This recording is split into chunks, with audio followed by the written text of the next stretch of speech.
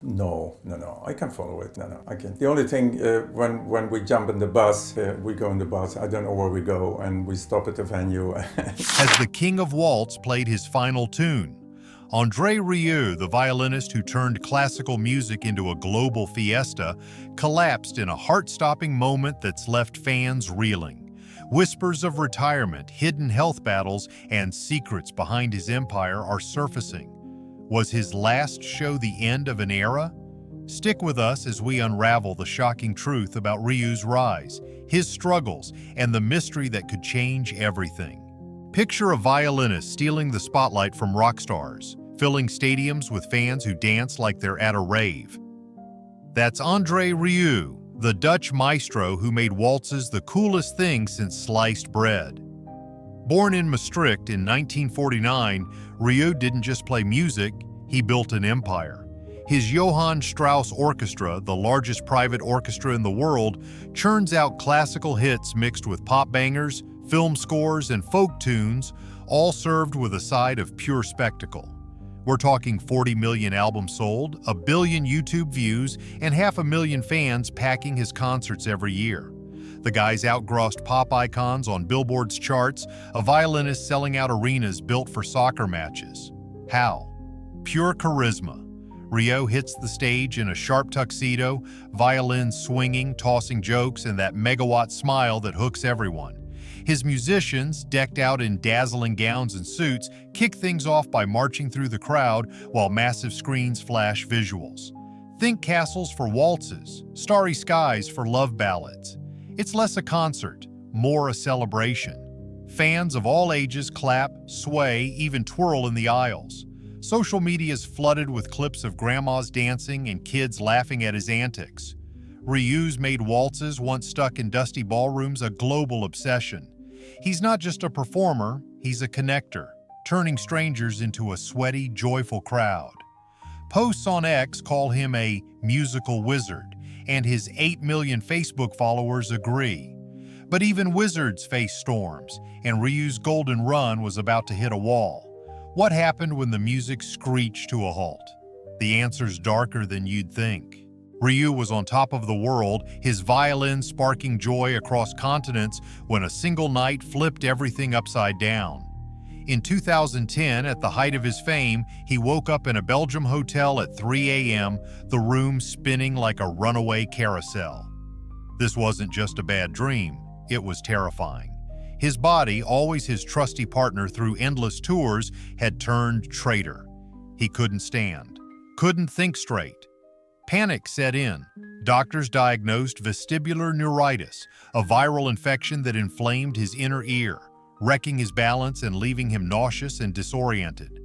For a man who'd never missed a show, this was a gut punch. Major tours in Australia, the UK, and Ireland scrapped overnight. Fans were crushed, flooding social media with worry. Rieu, the guy who made crowds dance, was grounded, facing a brain scan to rule out scarier possibilities like tumors. The results were clear, but the fear stuck with him. He'd always lived at full speed, rehearsals, flights, performances, no breaks. "I never even got jet lag," he'd bragged, but now his body was screaming for a pause. The man who'd filled stadiums was stuck in bed wondering if he'd ever play again. Then something unexpected happened. Fans didn't just mourn, they rallied. Letters poured in, and one Australian fan sent a lifeline.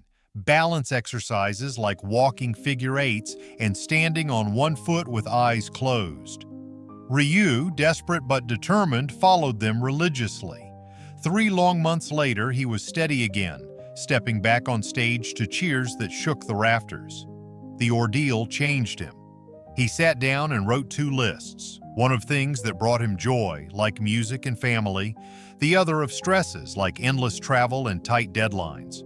The stress list was way longer, a wake-up call. He vowed to live smarter, to savor the notes that mattered. But could he keep that promise? Whispers were already starting, hinting that Rieu's relentless drive might push him back to the edge. What happened when the spotlight called again? The answer's not what you'd expect. Rieu had dodged one bullet in 2010, but the spotlight's glare doesn't let up. By 2012, he was back, dazzling crowds with his Johann Strauss Orchestra. But something wasn't right. Fans noticed it first. His smile seemed strained, his energy a touch dimmer. Then, like a record scratch, shows started getting canceled again. No warning, just vague announcements about health concerns. The internet lit up with questions. Was the King of Waltz in trouble again? Doctors had a blunt answer: burnout. Rieu's nonstop lifestyle, flights, rehearsals, and sold-out shows, was torching his reserves. He'd always lived like a race car, pedal to the floor, no pit stops. Full throttle or nothing, he'd laugh. But at 62, his body wasn't laughing back. Fatigue hit hard, with dizziness creeping in, echoing that 2010 scare. This wasn't a virus, it was Rieu running himself ragged. Whispers spread online, with some fans on X speculating he was ignoring red flags to keep his empire rolling. He's got to slow down, one post read, or he's gonna crash for good.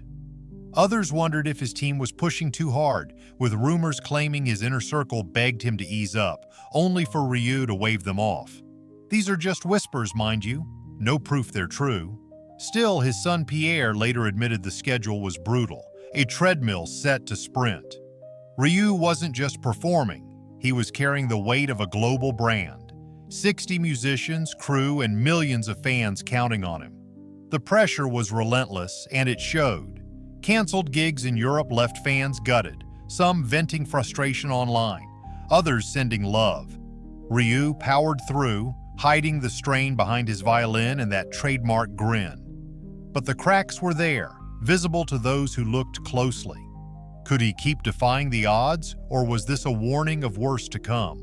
The stage was set for a bigger fall, and it was closer than anyone thought. The stage was electric, Rieu's violin singing to a roaring Mexico City crowd. At 74, he was still the maestro, his Johann Strauss Orchestra weaving magic that had fans screaming his name. 2 shows in, the energy was off the charts. Thousands swaying, clapping till their hands stung.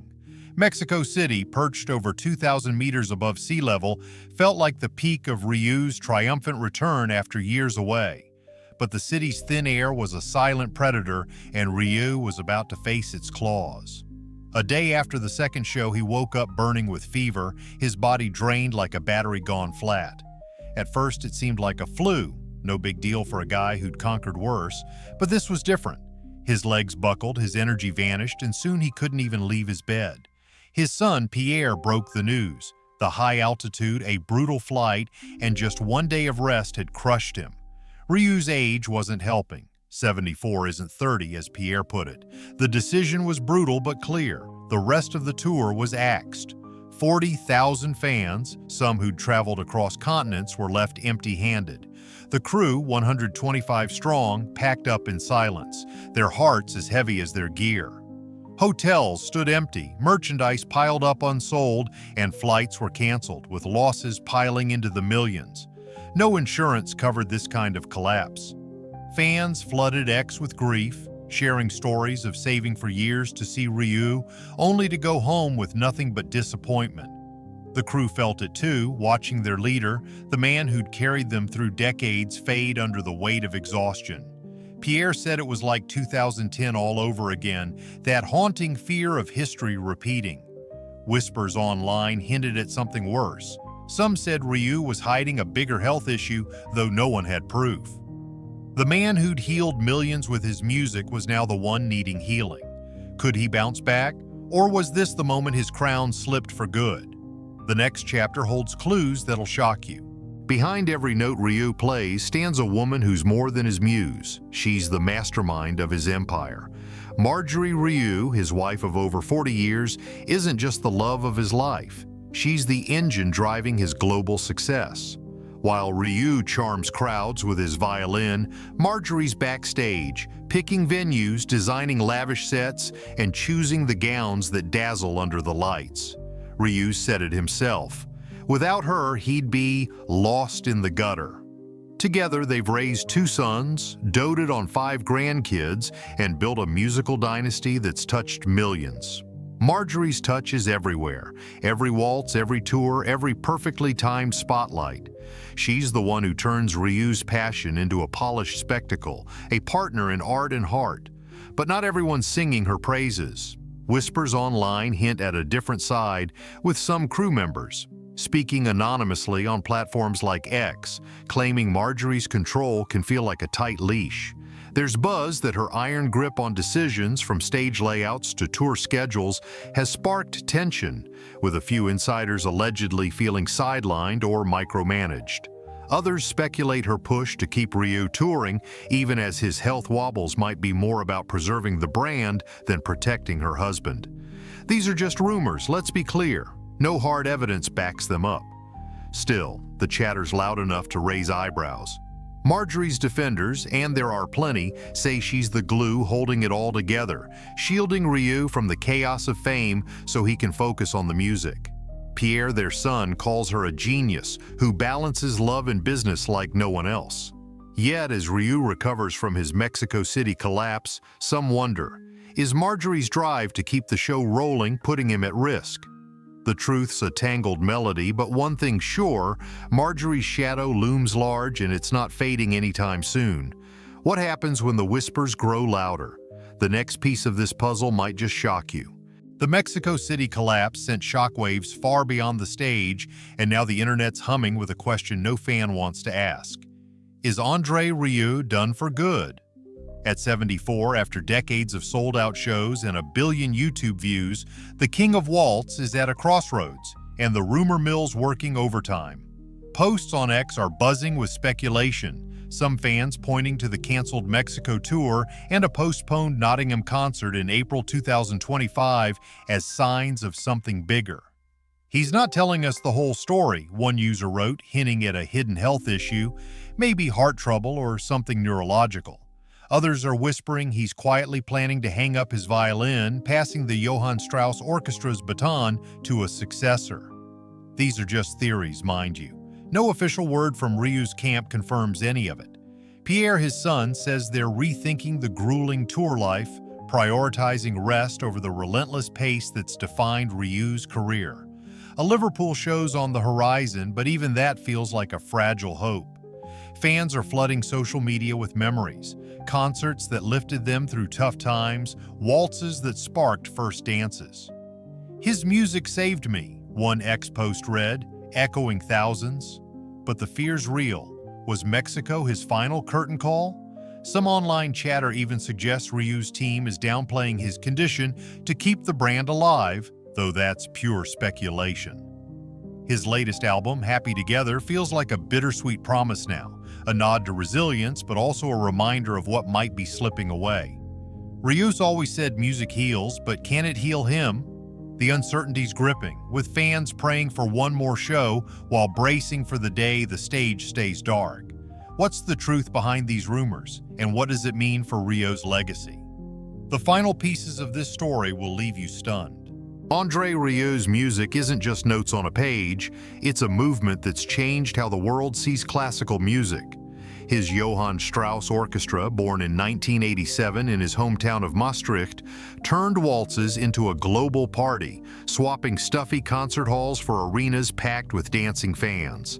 With 2 World Music Awards, 8 platinum certifications in the Netherlands, and sold-out shows from Tokyo to Rio, Rieu's proven that classical music can be as electric as any rock concert. His orchestra, 60 musicians strong, mixes light classical with pop hits and movie themes, all wrapped in a spectacle of colorful costumes and jaw-dropping visuals.